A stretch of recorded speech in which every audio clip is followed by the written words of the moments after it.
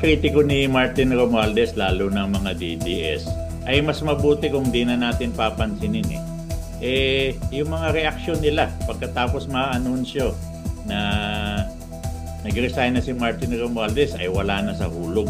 Woo! Mananawagan ng mga DDS na bumaba sa kapangyarihan si Romualdez.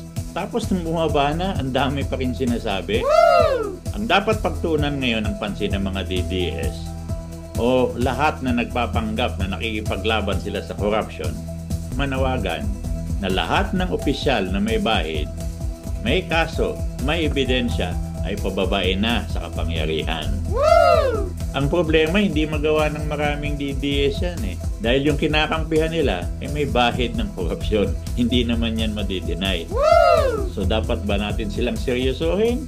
Dapat ba natin silang pansinin? Wow!